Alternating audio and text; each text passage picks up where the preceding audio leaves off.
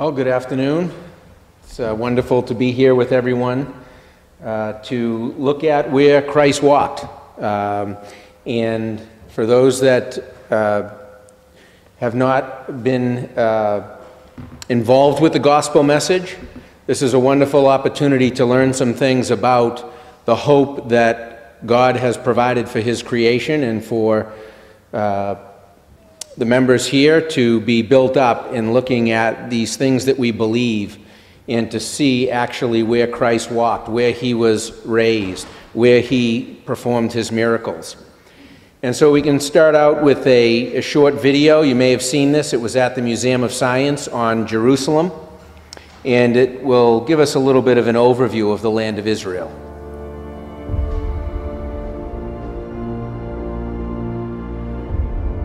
At the crossroads of history, forged by centuries of conflict,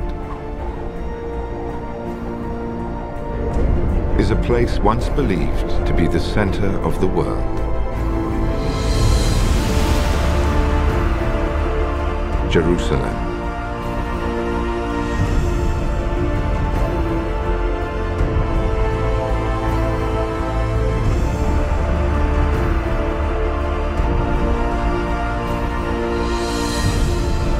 National Geographic Entertainment invites you to explore a land cherished by billions. For the first time on the world's largest screens. Experience this ancient city through the stories of people who call it home. A mosaic of cultures and beliefs.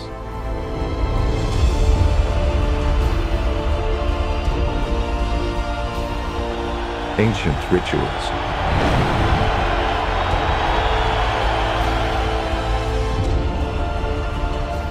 Secrets buried deep underground.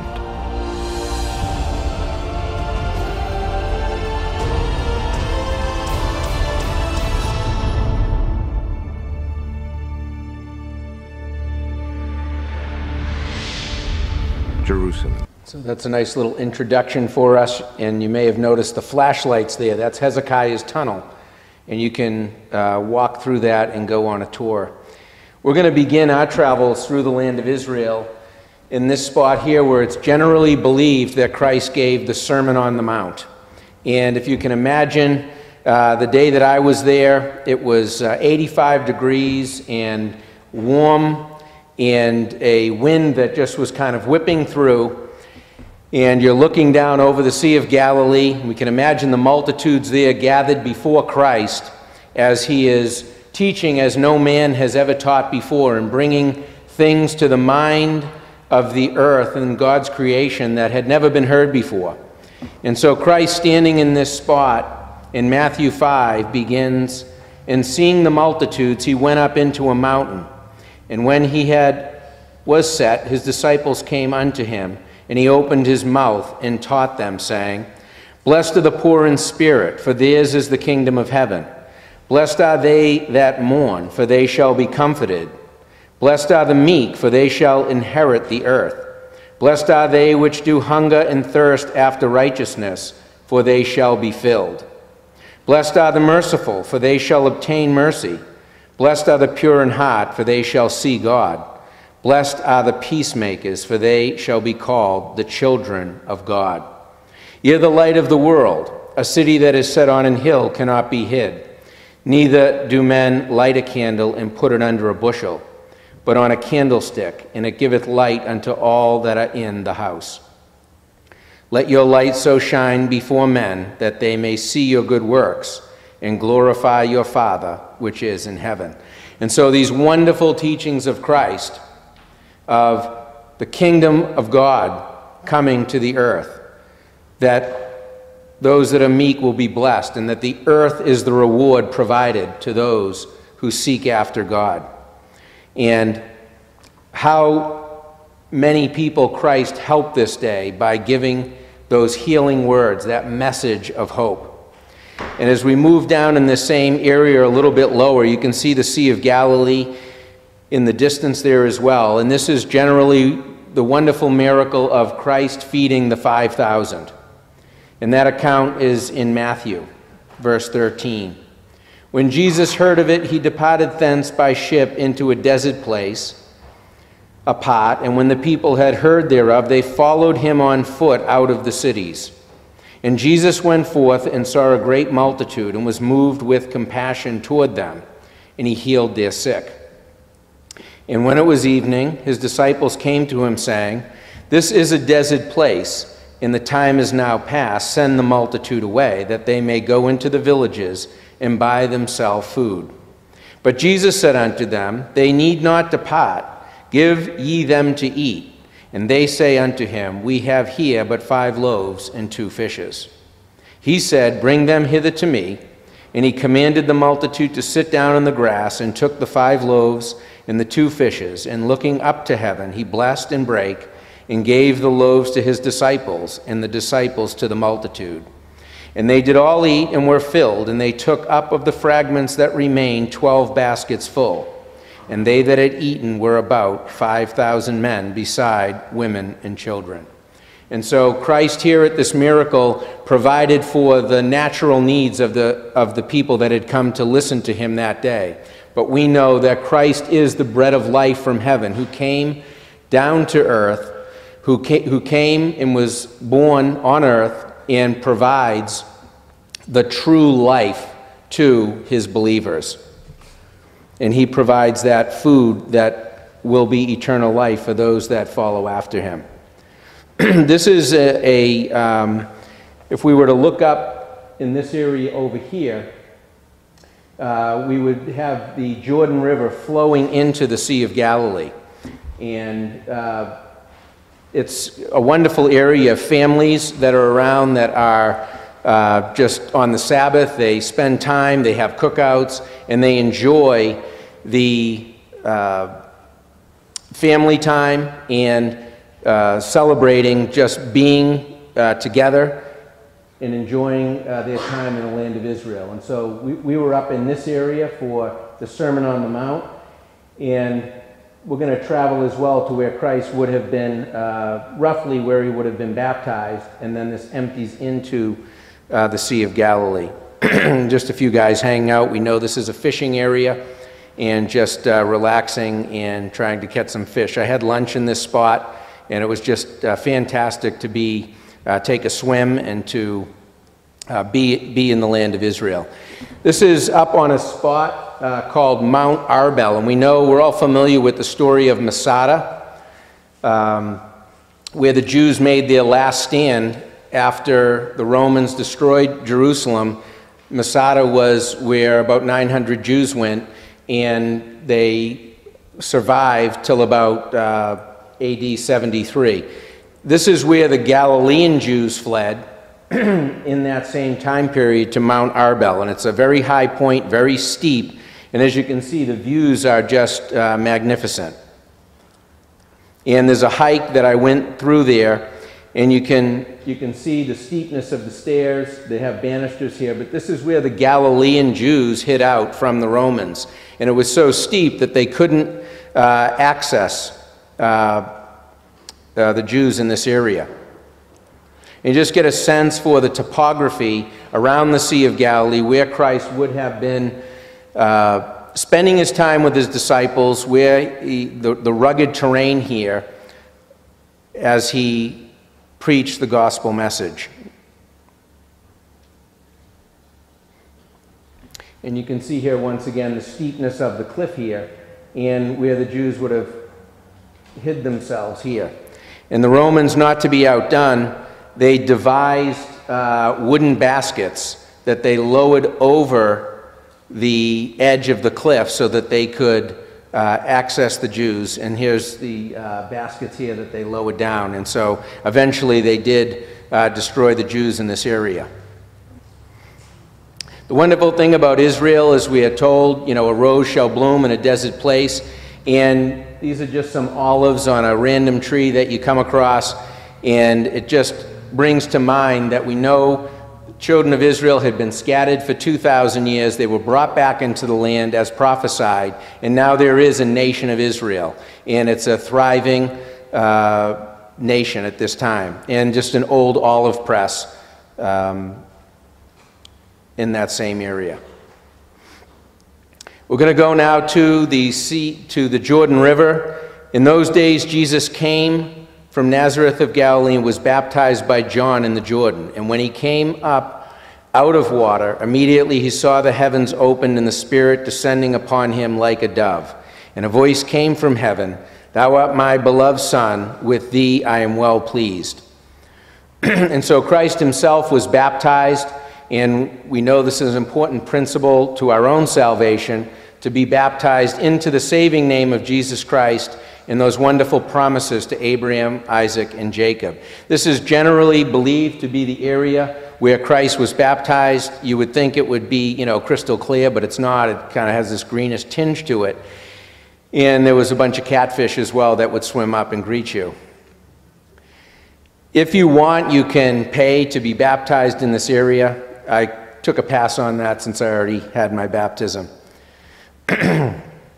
But it's just, it's a very tranquil place to sit and to think upon Christ and his baptism here, and all of the teachings that he had, and just to read the scriptures and to fill one's mind with those principles while sitting in the land of Israel. It's a very powerful message.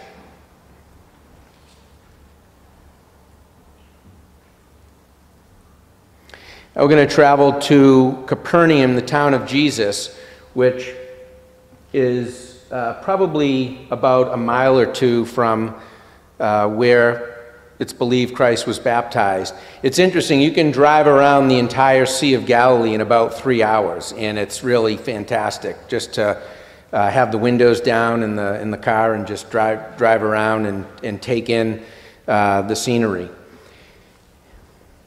And these are some of the old, what they believe were boating ramps right near the synagogue where Christ would have taught. And this is believed to be the remains of the synagogue at the time of Christ. And in this area here would have been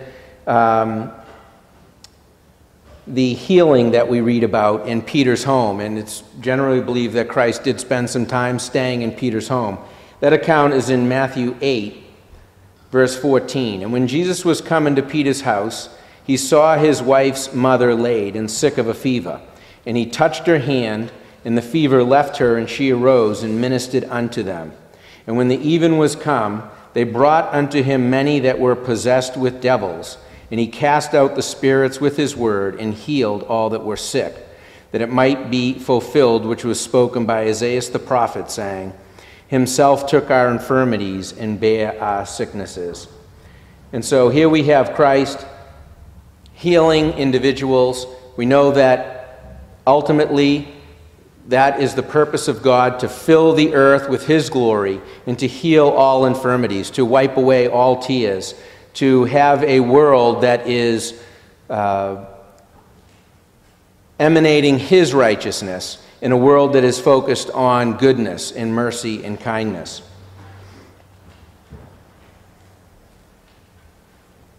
And just the inside walls here of that sepulcher.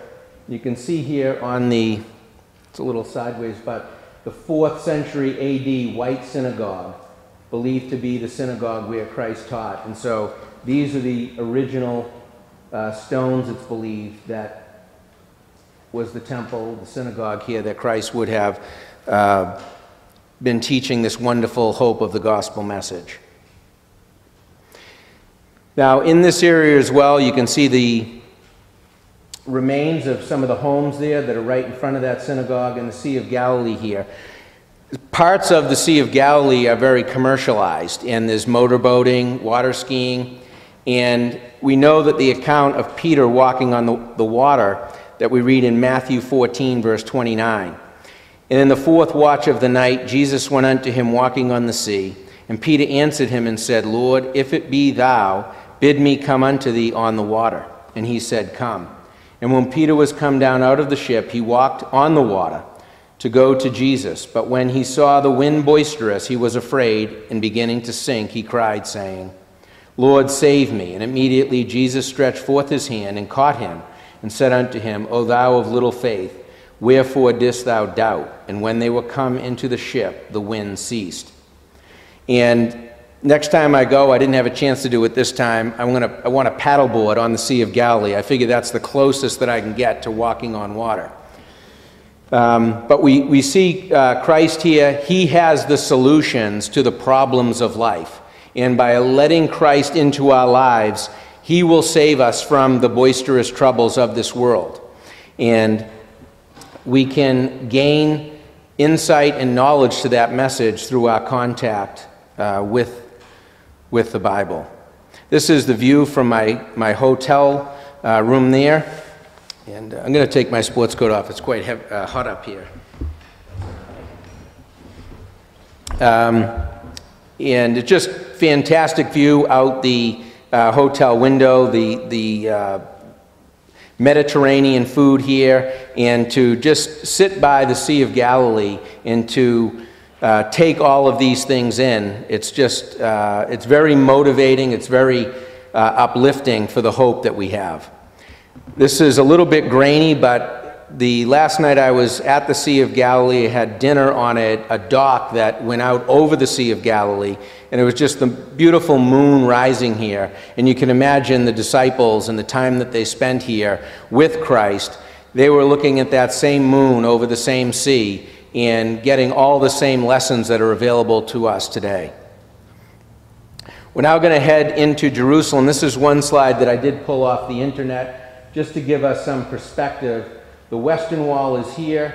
We have the Dome of the Rock, and if we were to stand on the Temple Mount and look out, we would be looking at the Mount of Olives. Over in this area here is a sheep gate, and we can read of that account in Bethesda in John chapter 5. And these are the remains of that area in this account.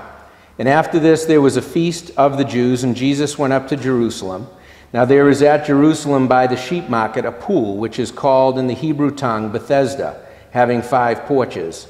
In these lay a great multitude of impotent folk, of blind, halt, withered, waiting for the moving of the water. For an angel went down at a certain season into the pool and troubled the water. Whosoever then first, after the troubling of the water, stepped in was made whole of whatsoever disease he had.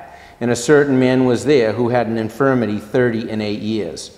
When Jesus saw him lie, he knew that he had been now a long time in that case. He saith unto him, Wilt thou be made whole? The impotent man answered him, Sir, I have no man when the water is troubled to put me into the pool.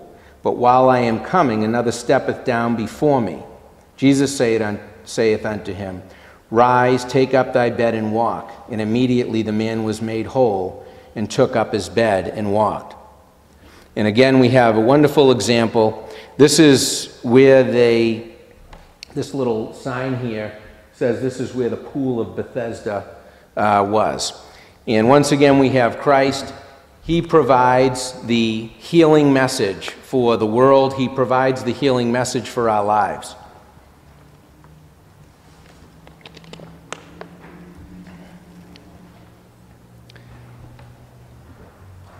Look off into the distance here. You can see the Dome of the Rock over here. This is the Mount of Olives, Garden of Gethsemane, and the Kidron Valley runs down through here. And we're going to be making our way up to this area. So here we have the Garden of Gethsemane and the path up to the top of the Mount of Olives. And if we were standing here with our backs to the Garden of Gethsemane, we'd be looking at the Dome of the Rock. I've been to Israel 3 times. The first trip I went with my parents and my mother-in-law. This is a picture of myself and my mom at the Garden of Gethsemane. These olive trees are over 2,000 years old, as you can see. And when you get a close-up view in that knotty wood, These trees do live to be over 2,000 years old. These are generally believed to be the trees there at the time of Christ. When he would have traveled to this area with his disciples, he may have slept under these trees. Some of them are hollowed out. You could actually sleep inside the trees. And if you look right here, you can see there's the dome of the rock right there. And if we look at that account in Luke 22, it says, "And he came out and went as he was wont to the Mount of Olives, and his disciples also followed him. And when he was at the place, he said unto them, Pray that ye enter not into temptation.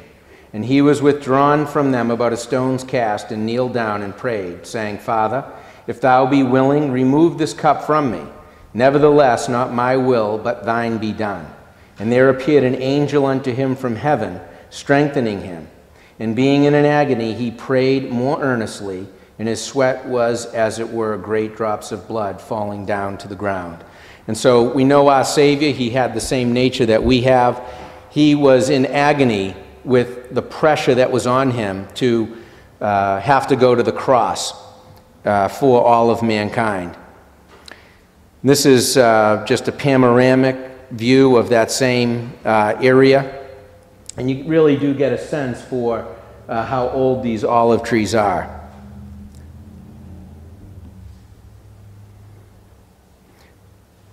Interestingly enough, they have this area all fenced off. One of the nice things when you go to Israel by yourself is that you can kind of hop from one tour to another if you hear something interesting and no one seems to notice. The last morning I was here, the gate was open into the inner area of the Garden of Gethsemane, so I kind of walked in with another group and got my photo taken right next to these and kind of hung around for a little bit, and the caretaker eventually came up to me and he said, "Sir, I'm going to have to ask you to leave." So, but it's nice to be able to kind of jump onto some of these tours and hear what the guides have to say. I thought that this really depicted what Christ went through in the garden, just the agony that he was under that we read about there in Luke chapter 22, and what he accomplished in his sacrifice. This path here leads up to the top of the Mount of Olives. And it's interesting because we know that David also spent time in this area. We know Christ wept in this area as he looked out at Jerusalem because he was rejected. And in 2 Samuel chapter 15, we read about David weeping in this same area. "And David went up by the ascent of Mount Olivet and wept as he went up, and had his head covered, and he went barefoot. And all the people that was with him covered every man his head, and they went up, weeping as they went up." And so it doesn't take long to get to the top of the Mount of Olives. This guy is always here. He wants you to take his picture, and then he looks for you to give him some money.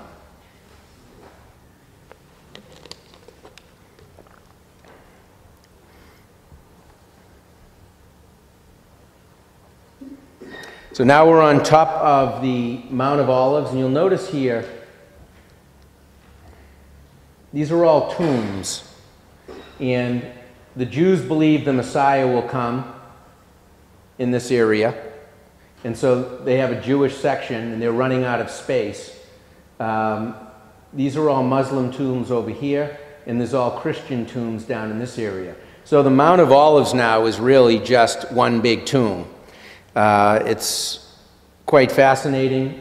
All of these, here are some Jews praying at the tomb site of a loved one, but the whole site is just built up with tombs. They're actually building a new underground area for tombs.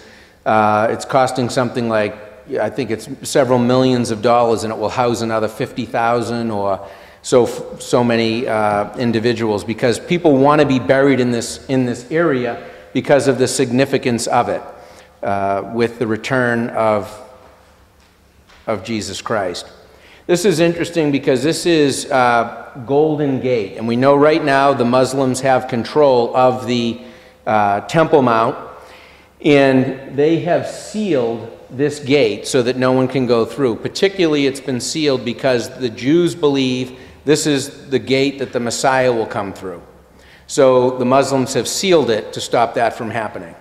But we'll have to wait and see how successful it is if the bricks and mortar there will stop it.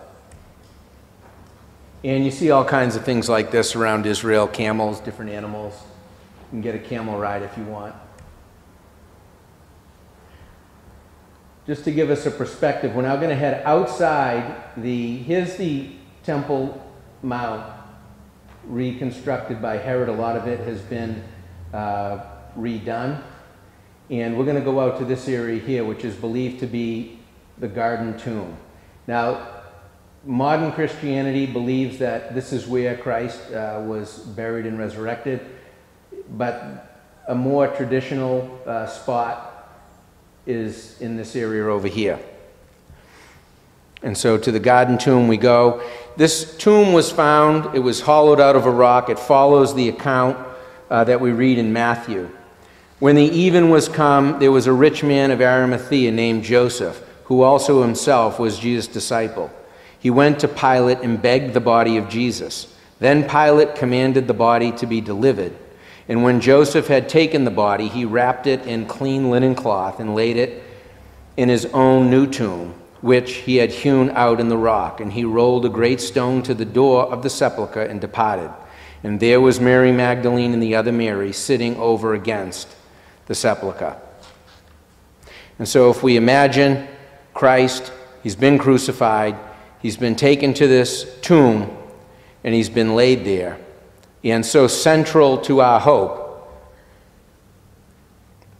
is his resurrection. And so they would have found this tomb empty as it is today.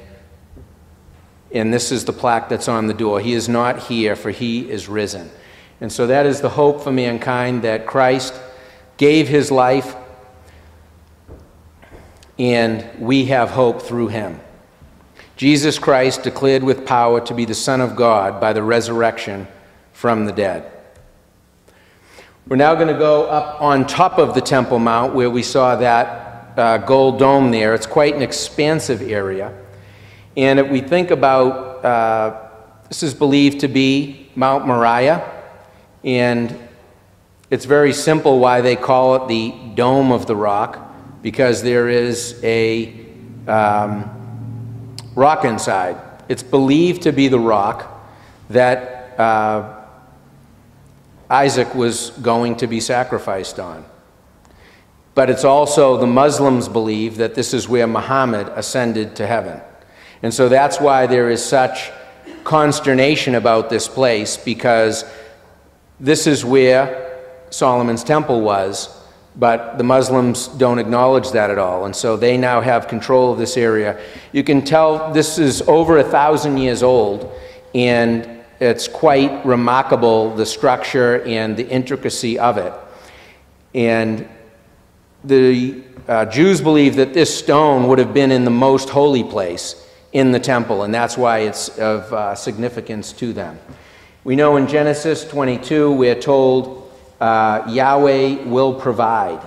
And we're told, and Abraham called the name of that place Jehovah Jireh, as it is said to this day, in the mount of the Lord it shall be seen. And Jehovah Jireh, Yahweh will provide, and he did provide not only a lamb for sacrifice so that Isaac was not slain, but he also has provided his son for salvation. And so it's really a very wonderful place. You're not allowed to go into the dome unless you're Muslim. It used to be 15 years ago that anyone could go in, but now that they have, it's out of Jewish control, you must be Muslim in order to go inside. I did try to bribe somebody up top, but they wouldn't allow it. This is very interesting. There is a temple institute where they are building all of the necessary instruments for the third temple.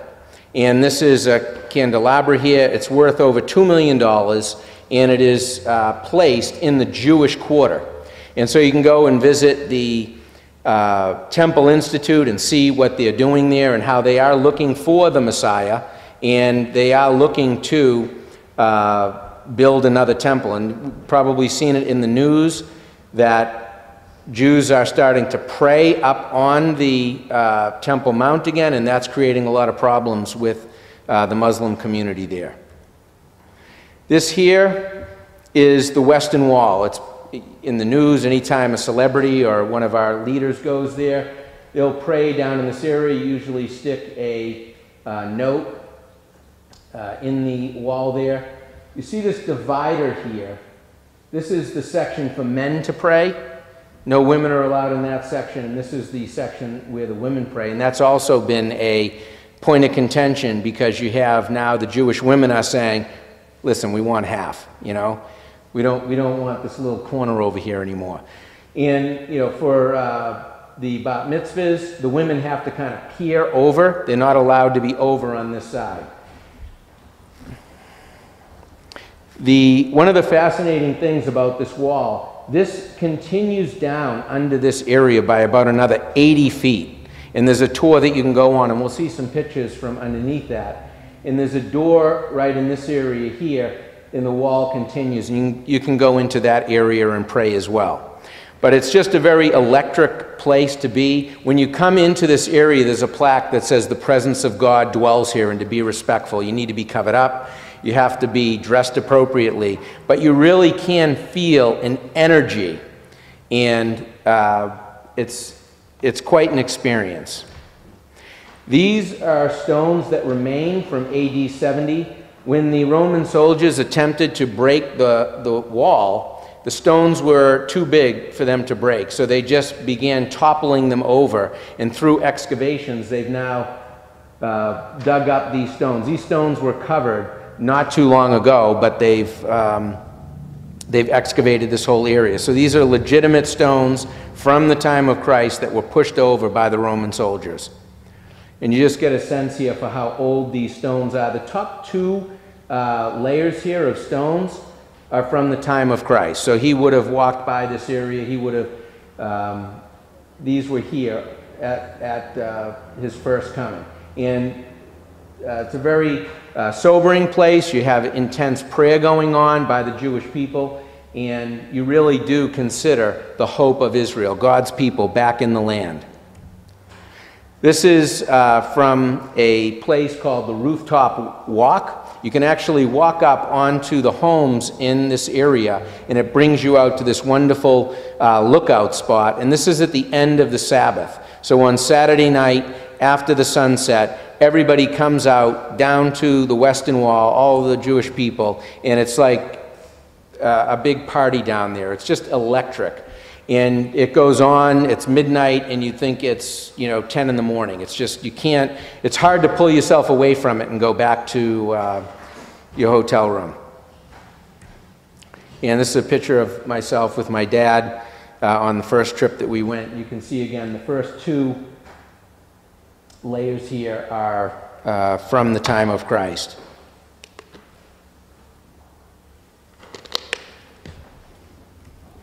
This is down below the Western Wall. That wall continues down about another 80 feet, and they've excavated all of it.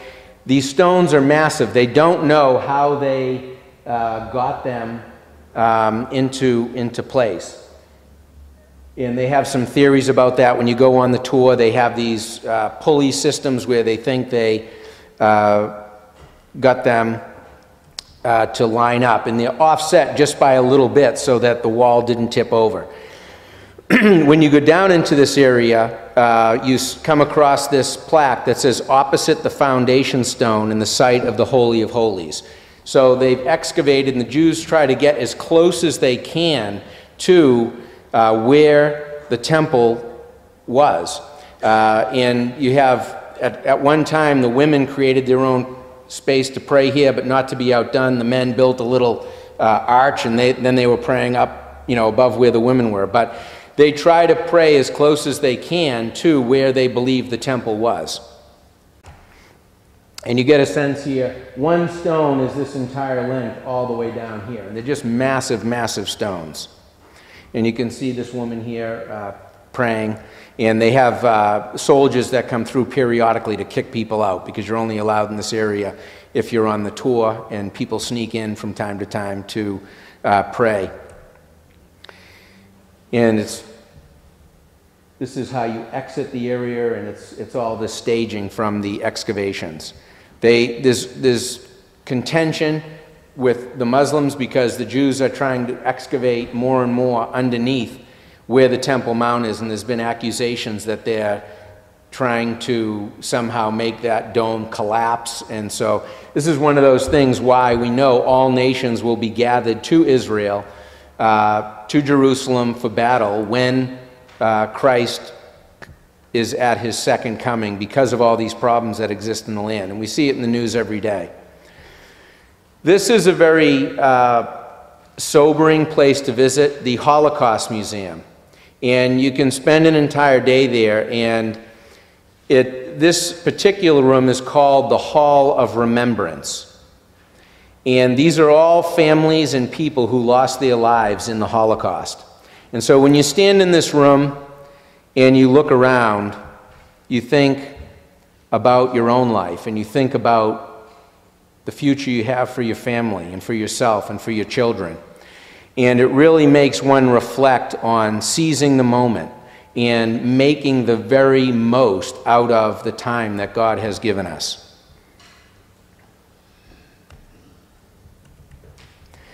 These stars here represent the Jews, one for each 1 million Jews that were killed in the Holocaust. And these are right outside where the Western Wall is, as a remembrance of the Holocaust. There's a lot of security. Everyone every Jewish citizen is required to serve in the military. I think you have to serve at least 1 year, so men and women. And you'll find soldiers everywhere, particularly in high security areas. And you'll probably be less likely to start any trouble when you come across this group of soldiers. And you get very used to seeing people carrying assault rifles and weapons and so forth. And you begin to feel very safe in Jerusalem. And these were some cadets that were finishing their training, and they were getting ready for a celebration. We're now going to move to Masada, and this is where the Jews made their last stand. And you can hike this area. This here is the snake path, and they recommend that you start early in the morning because it gets very warm out. By 10 o'clock in the morning, it's over 100 degrees. So they close it down usually due to the heat. But I did hike up, and Herod built his palaces here. There were store areas, and you can see the Dead Sea off in the distance there. And so they would have enough food up here for months, many months, and that's what the Jews survived on when they went to this area. This is just a view of one of the storerooms there. This is Herod's palace here, where he would, the remains of it, where he would have spent time in the summer. And just a wonderful view of the Dead Sea. Floating in the Dead Sea is fantastic. It is true, you cannot sink. And on one evening, I spent several hours just floating, and you can tell how young it makes you look. And you just watch the sunset in the Jordanian mountains there, and it's just quite an experience. And you get the idea of people just kind of hanging out, relaxing at the Dead Sea, and the salt and all the products that are used. And they currently have a large project going with Jordan because the Dead Sea is evaporating. All of the water that's being used for fruit trees and for making the land of Israel flourish again, it is draining from the Sea of Galilee and from the Jordan River, and so not as much water is making it down to the Dead Sea. So they have a multi-million-dollar project to bring water from the Red Sea into the Dead Sea to try to disband some of this. Many of the hotels that were built right on the shoreline, they're now half a mile from the shore, so you need to take a shuttle bus down to where the Dead Sea is. This is a life-size setup of the tabernacle that you can visit and get a tour. And that was a lot of fun to kind of see that. And they've tried to make it as real as possible. The giveaway is the ventilation system here coming down. But it was a nice tour, and you get a sense for how the children of Israel in their wanderings to set this up, to break it down, and worshiping back at those times. We're going to conclude our tour in the next few slides. This is in the En-Gedi area.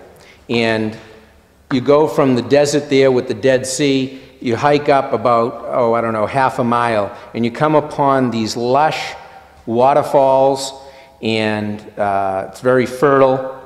And we read of an account there with David in 1 Samuel 23. And David went up from thence and dwelt in strongholds at En-Gedi. And it came to pass, when Saul was returned from following the Philistines, that it was told him, saying, Behold, David is in the wilderness of En-Gedi. Then Saul took 3,000 chosen men out of all Israel and went to seek David and his men upon the rocks of the wild goats. And he came to the sheepcotes by the way, where was a cave, and Saul went in to cover his feet. And David and his men remained in the sides of the cave. And the men of David said unto him, Behold, the day of which the Lord said unto thee, Behold, I will deliver thine enemy into thine hand, that thou mayest do to him as it shall seem good unto thee. Then David arose and cut off the skirt of Saul's robe privily. And so David would have hid out in this area where the Dead Sea was, up here with his soldiers, hiding from Saul. And it's just a really interesting place to spend time. You have all these pools of water and waterfalls. And when you get out of that fertile area, the waterfalls are down in here, but when you hike up to the top, you have this wonderful view of the Jordanian mountains and of the Dead Sea right here. And we'll conclude our tour with an account from Judges